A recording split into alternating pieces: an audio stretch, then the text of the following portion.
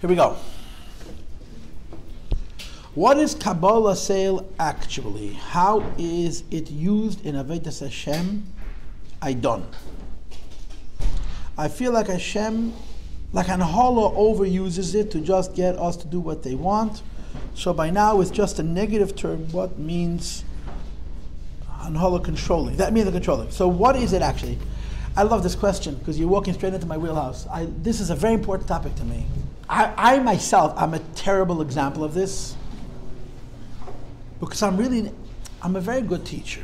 I am. I'm a good teacher. But as somebody once told me, a wise man that I know, Rabbi, there's a lot of teachers, there are a few educators. I'm not a good educator. And the primary reason I'm not a good educator is because by nature, I'm distant. By nature, I'm myself. I'm one of those people, if I'm around people for too long, I have to run and be in a room. I'm not a social creature, but I'm not naturally warm. I mean, it's not. I like to be bazunder. I like to be fazich. That's my personality. And I mean, the number one component of everything is v'havlech kamoicha.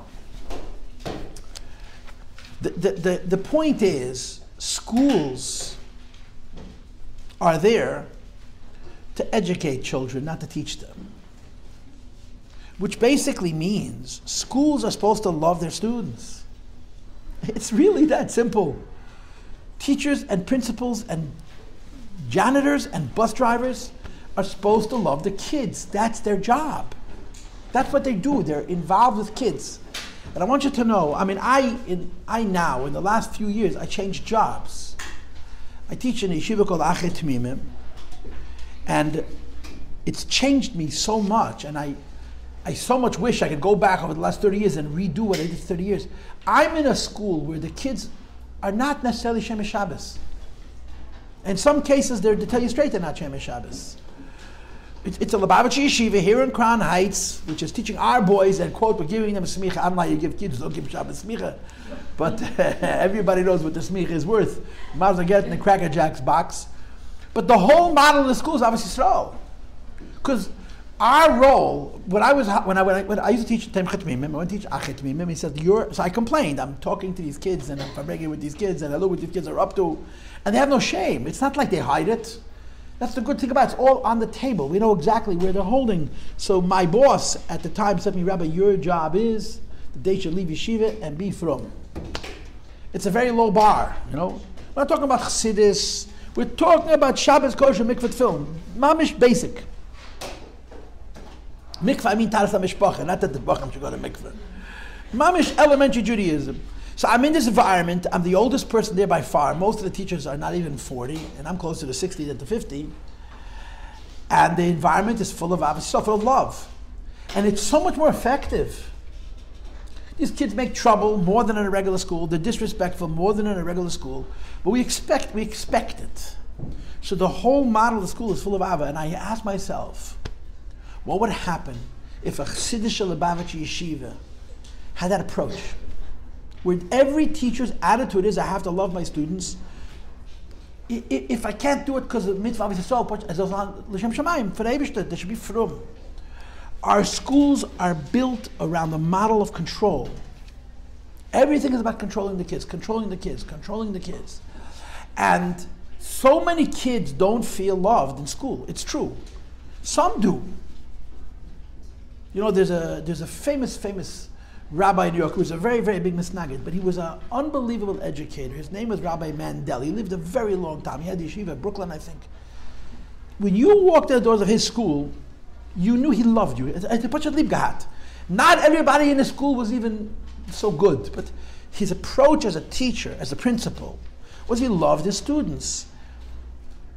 Every person in chinuch is supposed to love their students and communicate it.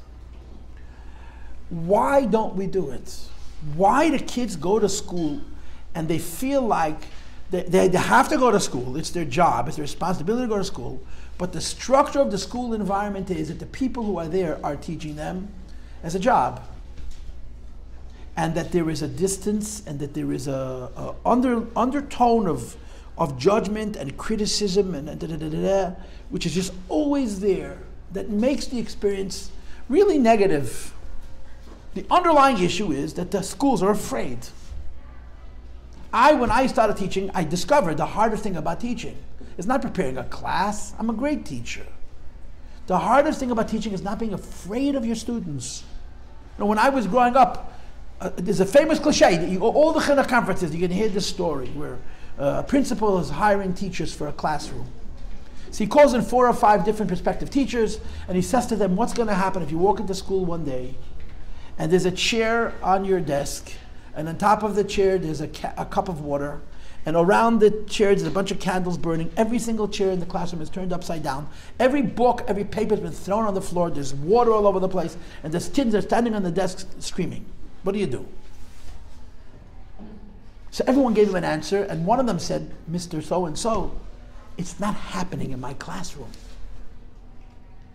He got the job.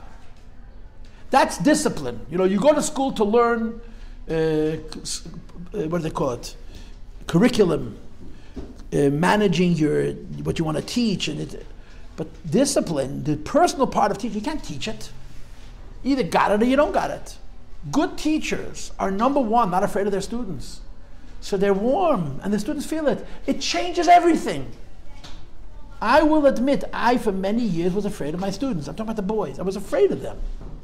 So I created all kinds of systems of discipline. Every year I come up with a new system. I would read books and I would study. The underlying point is I was fighting with them. And even when I wasn't fighting, I was dedicated. When I was young, I gave them day and night. When I first got married, I was a real mashpia. I was dedicated to the kids.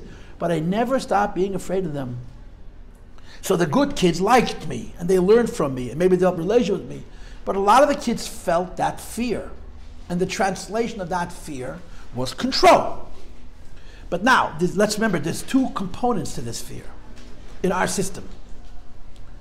The first component of the fear is you're afraid the kids are going to rebel.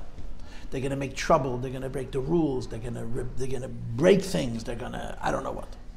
And the second fear, which is probably even a bigger fear, is you're afraid they're going to disappoint you. They're going to bum out. They're going to become fried. They're going to be not Hasidish. Both of those fears translate into control. And it's true in a home. The second one is true even in the house sometimes. I hope your parents love you and you know it. But the second thing, that your parents are afraid of you.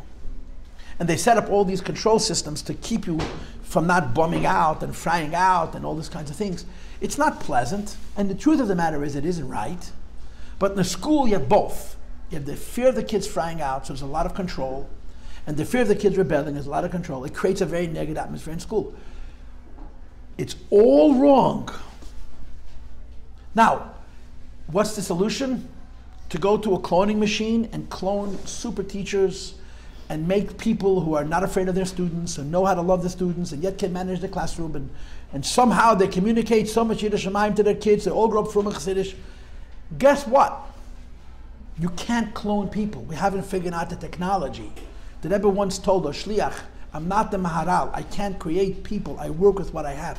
Many of our teachers, let's say most of our teachers, certainly in the upper grade, and the upper grade in Beis Rivkah is from 4th grade. 3rd grade, the kids are still, you can afford to be kind to them. By the 4th grade, this is what I hear. And the boys is even younger. So many of our teachers are afraid of their students, and they create a system built on fear. Conscious, subconscious, overt or covert. On the surface or under the surface. It's unfortunate. But ideally, teachers should love their students, they shouldn't be afraid of students, and there should be control. It doesn't mean kids can run all over you. And there should be order, and there should be rules. And the kids will follow, and they will be frum. And by the way, when you force a kid to be frum because you're afraid of him frying out, you're just delaying it. If he wants to fry out, he's going to fry out. You can't, if you make a kid beat sneezestick in school, and I'm not saying you shouldn't, that's going to make them sneezestick. You have to teach them sneeze. There's a good argument to be made that nobody ever sits down and goes to Beis Rivkah and Pashat opens up the kids to Shulchan Aruch and teaches them the laws. Without the Chumris, Pashat, what are the halach? Elementary, what's the din of sneeze? You get all these, everything is all about fear. I agree with it completely, but I have to make you understand that teachers are people. Principals are people. And the hardest thing in the world in a Majeski chinuch is not money, even though there's no money in schools. The hardest thing in any Moitz Chinuch is personnel. Ask anybody in the business. A good teacher is worth his weight in gold. A good principal is worth his weight in diamond.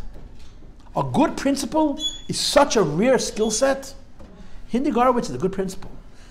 She knows what she's doing. She built this school. She came into the seminary 14 years ago. There were 20 girls. This is all her. She has the skill set to manage hundreds of people. And you know what part of her skill set? She knows every one of you by name. And she makes it her business at some point or another to have a private conversation with you. That's what good principals do. Do you know how many good principals are around Lubavitch? You can count them on one hand. Think objectively. If you want to be in this business, she's a model. She knows how to do it, and it's a very hard job. To be a principal means to manage teachers and to manage children. It's all about control, but it's also involvement. It's a very, very unique skill set. I think to be a principal, you have to be a little bit of a control freak. I think it's part of the job. But it's a very rare gift. So a lot of our teachers don't have the full set of skills. And I think one of the hardest skills to find is skilled teachers. In the first grade, everybody loves their students because you're not afraid of them. But when the kids reach third, fourth grade, they open up their mouth, they start getting chutzpahdik, and they start to not listen, teachers become afraid and they put up walls. It's unfortunate. The walls shouldn't be there at all. They shouldn't be there. They shouldn't be there. Every teacher has to figure out how to, not just love his students should know he loves them. And the effectiveness of chinuch would be multiplied by 100. If you went through every year of your schooling, I'm going to guess everybody in this room has one teacher who loved them. And you'll never forget her, as long as you live. And that teacher did so much for your self-esteem. That teacher did so much for your life. It's unbelievable. Imagine you had every year a teacher like that. How healthy would you be? How normal would you be? It's how it's supposed to be. But this isn't the Lubavitch problem. It's more uniquely the Lubavitch problem because in Lubavitch the best people don't go into chinuch. The best people go into shlichus, even though now that's changing because shlichus is becoming crowded. Okay, in other communities, everybody has that problem. Most boys and girls who go to from education can name on one hand the teachers who made an impact on their lives, and the first thing was they felt loved. And I guarantee you that it isn't better in public school. I guarantee you. Forget in public school, the teachers have a job. There's no Yiddishkeit. When you're a mechanech, you're serving the Eibishter. When you're teaching kids mathematics in public school, it's a job. But everybody has had one or two or three teachers who you felt cared about you. And not only it made a difference, it continues to make a difference in your life. Imagine you had, from nursery through 12th grade, such teachers. The world will be a different world. The world will be a different world. It's not realistic to expect, there's pashut not enough good teachers, but good, like I said, good teachers are worth their weight in gold. And good teachers don't give the Kabbalas Ol lecture. It's the average teachers. I'm not going to call them bad because they're not. They're doing their best.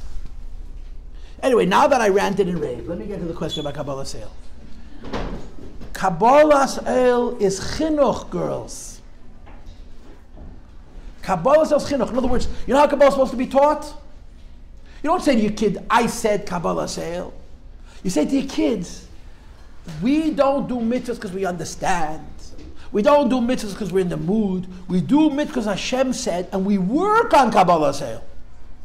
Kabbalas Ol is an educational lesson. We teach Jewish children, boys and girls, that we don't only do the mitzvahs we like. We don't only do the mitzvahs we understand. We don't only do the mitzvahs that we're in the mood of. And when we're in the mood of them, we do what Hashem said. Kabbalas Ol should be a lesson that a kid comes out of school with, which means, when I'm in a bad mood, I don't eat today. When I'm in a bad mood, I don't say dirty words. When I'm in a bad mood, I don't lower my standards of davening or whatever it is. That's how it's supposed to be.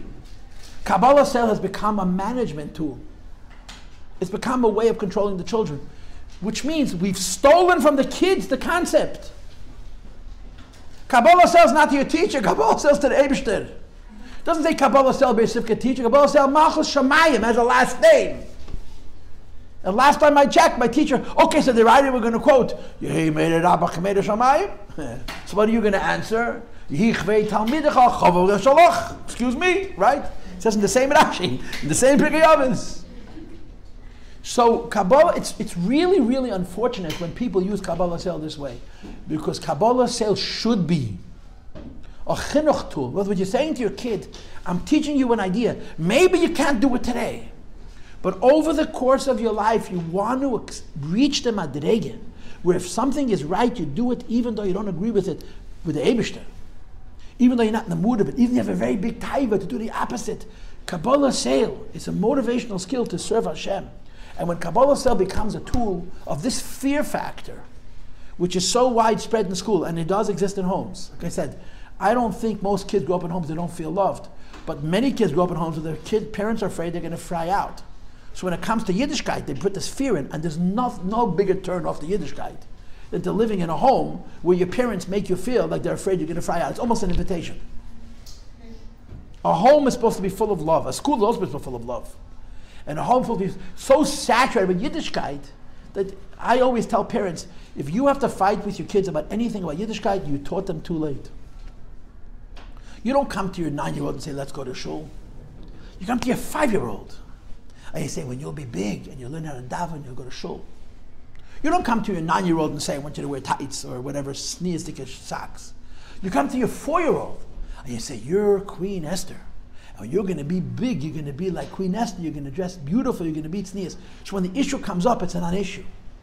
Chinuch is supposed to be positive. It's only positive if you don't fight. You don't fight if it's your life. If you forgot to talk to kids about going to shul until they're ready to go to shul, you struck out. If you forgot to talk to your children about tznius until tznius is an issue, you struck out. If you forgot to teach your children about the idea that we don't eat food in other people's homes unless we trust their kashrus, until it's a test for them because they feel like they're missing out in their classrooms, friends' birthday parties, you struck out. Chinuch is supposed to be very positive, and the foundational component of that positivity is the children always hear about everything before they need to know it. So there's no sense of being judged. There's no sense of being criticized. There's no sense of being controlled. And then when they reach that stage, they're happy to do it. But there are homes, from homes, maybe even Hasidic homes, where the parents live in fear of the kids frying out. There is no greater invitation for your kids to fry out than for your kids to feel that.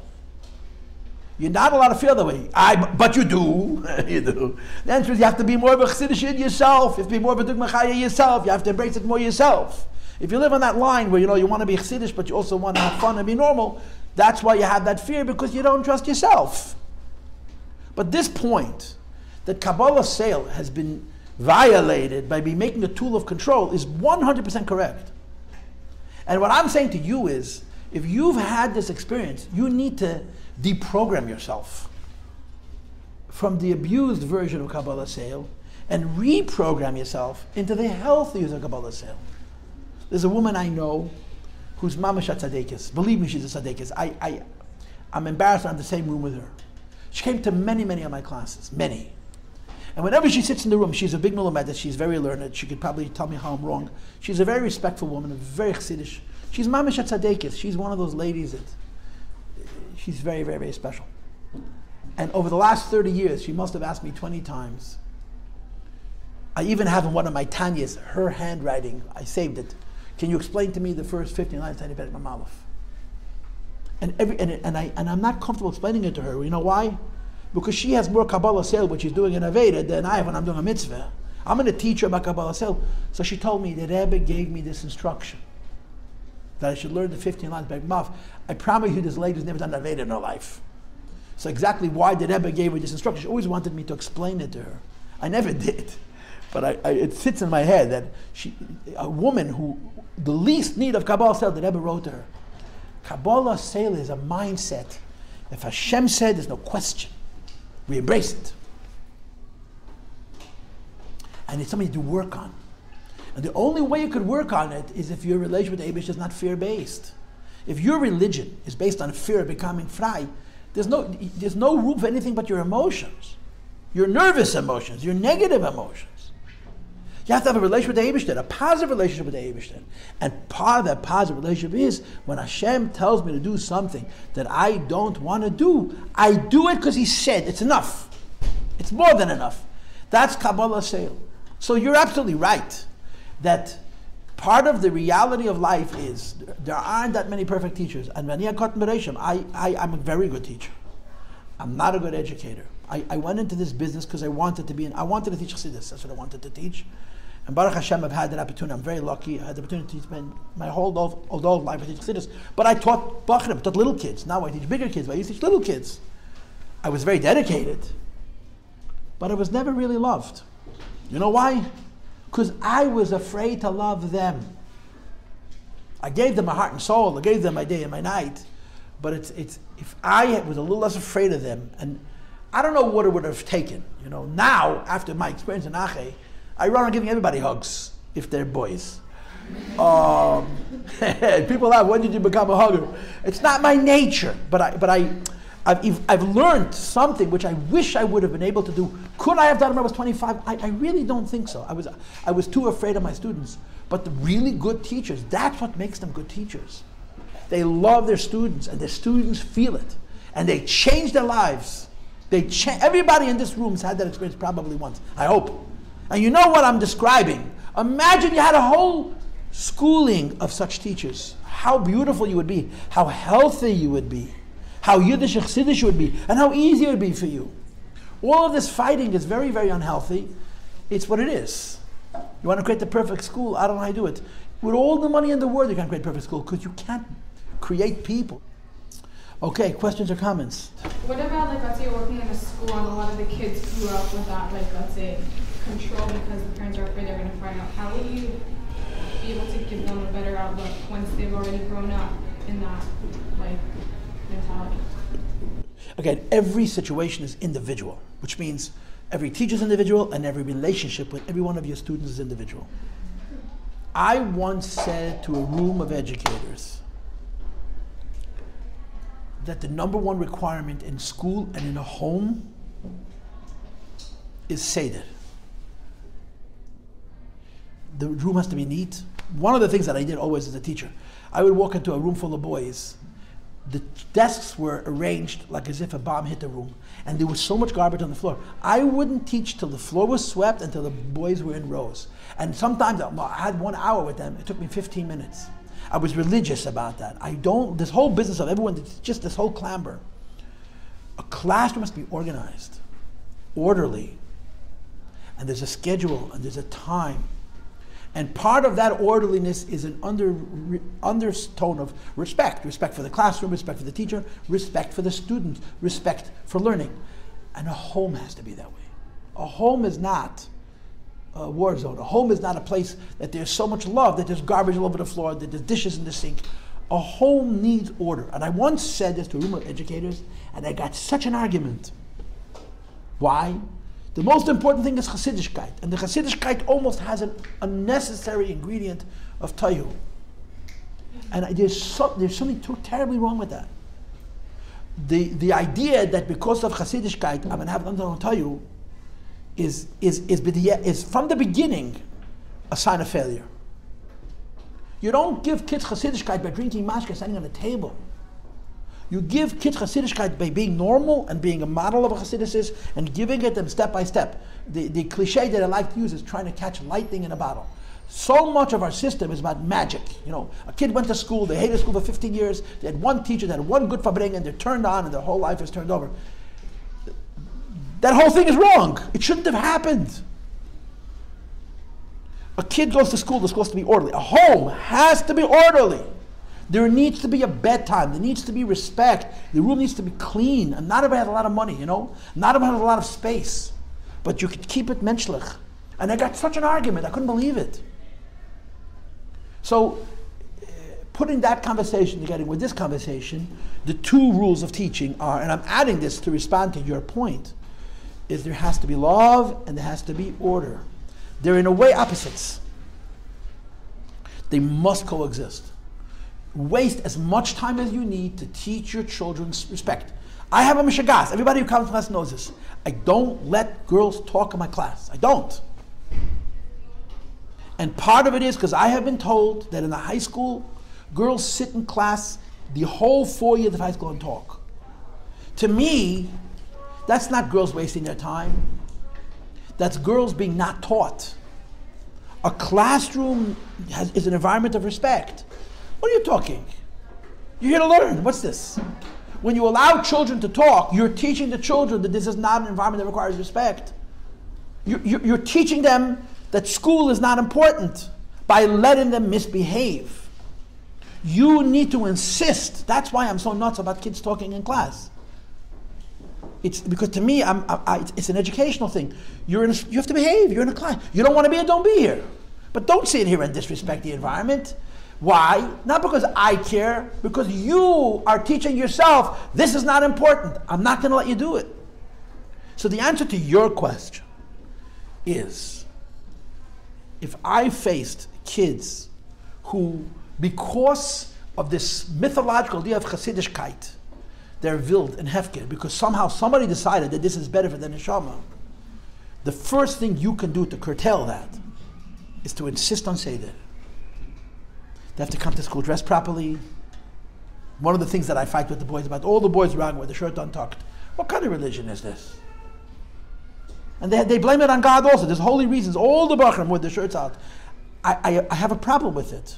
It's not respectful. It's not respectful to you. It's not respectful to the yeshiva. What's this? What are you?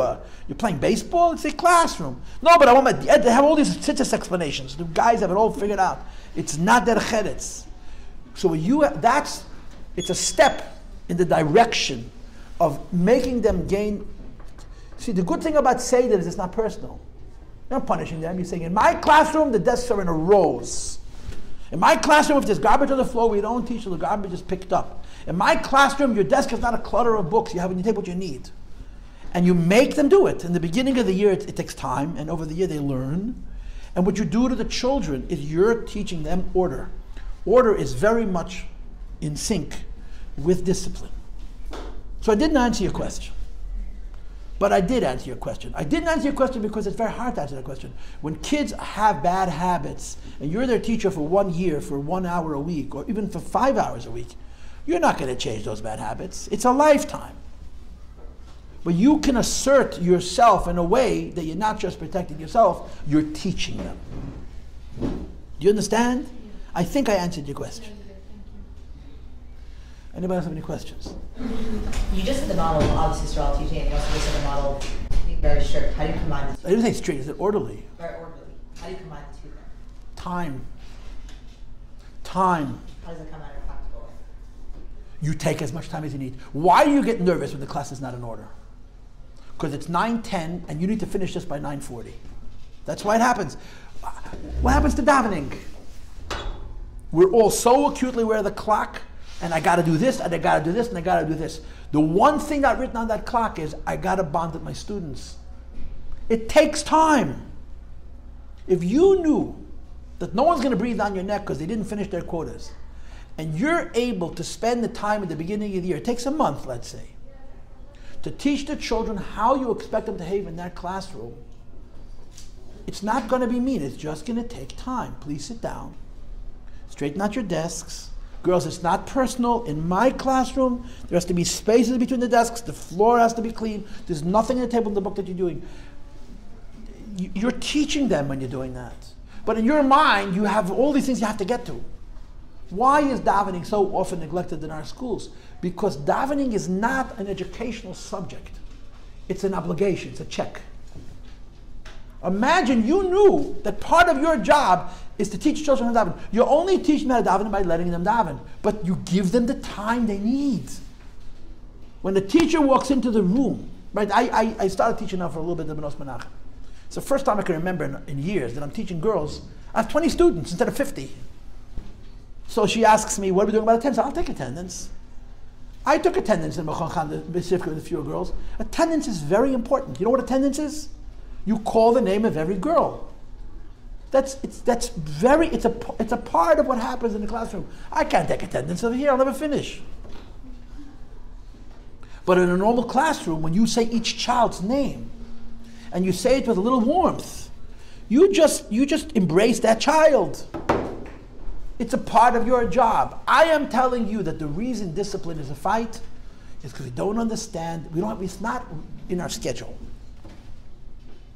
And it's got to be in our schedule. If you have enough time to organize your classroom with the students there, because you're teaching it to them, if you have enough time to let the kids daven, people are people. I was just telling you the other day, when did it happen that the Rebbe waited for us? When did it happen that the Rebbe waited for us? Never, right? We waited for the Rebbe. The Rebbe came in. Have you ever seen a video of the Rebbe waiting for people? There is one. And I'd like you to get a hold of it. The Rebbe used to do Yechidus Klolis, right? In the last years, when the Rebbe stopped meeting people private, he would come into the shul and you'd have Yechidus Klolis. You know how Yechidus Klolis worked? The Rebbe came in and sat. When the Rebbe came in, the room was already full with the first group. But then the first group would leave, and the second group would come in, and the Rebbe would wait. The Rebbe didn't say Tillim. He didn't nervously scribble things on a paper. He didn't go on his cell phone. He waited. And there's videos of the Rebbe waiting for the room to fill. And turning to Rabbi Groner, who's a nervous wreck. Because Rabbi Groner knows how valuable every minute is. Rabbi Groner saying, no, get in, move. Abbalas Ol. Everybody's here. Mekenshin on him, we can start. And then he waits. And that's like a few seconds later. Abbalas Ol, everybody's here. And labels are the first time, yeah. But the Rebbe doesn't believe him because the Rebbe still sees the people coming in. Rabbi Gordon says, yeah. I don't care about the people. We got to get the Rebbe out of the room as quickly as possible. The Rebbe is so not nervous. It makes me nervous. It's amazing. A man who watches every second. I have time to wait for people to walk into the room. You know why? Because they're people. Get a hold of that film. Watch between the end of one Yechidus and the beginning of the next Yechidus. So everybody walks out, they go over to the Rebbe, they give the Rebbe their note, they get the Rebbe $1. The room empties. And the next group comes in and the Rebbe is doing nothing. He's sitting. He's not reading. He's not saying Tillim. I'm sure he's traveling over the world and making a deal with Rebbe Tachtainim. But Pashtas, he's waiting people to fill the room. And he's completely calm. He's not in a rush. Why? This is what my time is for these people. And it takes time for people to walk into a room and I'll wait. When you're ready, I'll wait. My father has a story. I mean, there's 1,000 stories like this. My sister was 2. Those are sagen gesund und stark. And by the way, she's also a great principal, Mrs. Majeski. She has the same skill set. It's a certain kind of person that can be a principal. And the Rebbe gave her a silver $1. And my sister didn't see, or she wasn't interested, she wasn't making attention. So my father nervously picked her up and carried her over to the table that the Rebbe should give her the $1. And the Rebbe says, no, put it down. The Rebbe says to my father, leg it avek. The Rebbe takes the coin and he bangs it on the table. Bang, bang, bang. Until he gets her attention. It takes time. My sister's little. She turns around to turn toward the noise, and the Rebbe puts the coin out, and she goes over and she takes it. How many times by dollars do you see Rabbi Groner tells the Rebbe, put it in the mother's lap, and the Rebbe says, no, I'm putting it. You're watching the Rebbe giving children $, babies. Watching the Rebbe, it's an unbelievable level of patience. The Rebbe doesn't waste a minute of his time, but his time is for a purpose. And fundamental to the Rebbe's purpose of time is people. People cost time. How many teachers don't calculate that? I didn't. 9 o'clock class starts, 5 after 9 I'm teaching. That's not true. 9 o'clock starts class, my students need to find their seats, and I need to come on time, which is another disease that I have, and the kids have to feel like they have time to catch their breath when the class starts. It's a part of education. And I'm telling you that if we would figure that into our model, the biggest place for the girls that would make a difference is davening. A lot of the girls don't daven because the school is giving them a message that davening is not important, learning is important. So there's a time for davening, but it's such a nervous time because whenever there's a problem with the schedule, the davening gets cut because they got to do this, and this. It's a fundamental miscommunication of what we're teaching. And the discipline is the same thing. Part of the reason you get upset when you're disciplining is because you don't have time. When a kid makes trouble, you want him to shut up now. It doesn't work that way. So how do you tell yourself, I'm going to waste 5 minutes because of this troublemaker? And the answer is, I'm teaching him, I'm teaching everybody else. If you build into your mindset, which is not easy to do, that part of my job is teaching them how to be people, and it takes time, you're less nervous. It ultimately saves you time, and it's not a fight. It's not. Almost always. Go ahead. But if the student understands that trouble equals the teacher giving time, they'll understand the more trouble we make, the more time the teacher gives, and it's like we're wasting time. That's a lot of time. That entire premise is based on the fact that you're fighting with your students. The entire premise. The entire premise, what you just said, is based on the fact that your students are your enemies. Your students are your enemies if you feel that way. If you love your students, and I don't mean you have to hug them and kiss them. You're not afraid of them, and you appreciate that part of your job is not just to give them information, but to give them yourself as a human being. It just doesn't happen. It just doesn't happen. Now, you have to teach it to them. It's going to happen the first day. The first day they're going to take advantage, because they're used to that model where the students and the teachers fight. But they're going to sit in your class for 1 month or 6 weeks, and they're going to learn that you respect them. I'm not saying this is easy. I'm not saying this is easy, but it is true. They will respond. They will respond. They will behave as you expect them to. And the time that you gave at the beginning of the year is going to pay itself back 10 times over in your ability to teach and to manage and to fabring and to get close to them. I'm right. It's so hard for you to imagine doing that you can't imagine that it's true. But the best teachers got this down to a science. To a science. And teaching is a chokhmah malacha. It's one of the hardest things in the world. It really is. And it's not very well rewarded, and it's not much appreciated. But it's kodesh kadashim. You know, it's you're doing the Eibishter's work, mamish. And if you figure out, I'm telling you that the time that you spend teaching your children how they should behave in the classroom doesn't cost time. It saves so much time over the course of the year. It does. Anybody else? Nobody questions? Oh, then good. Turn the page. Next question.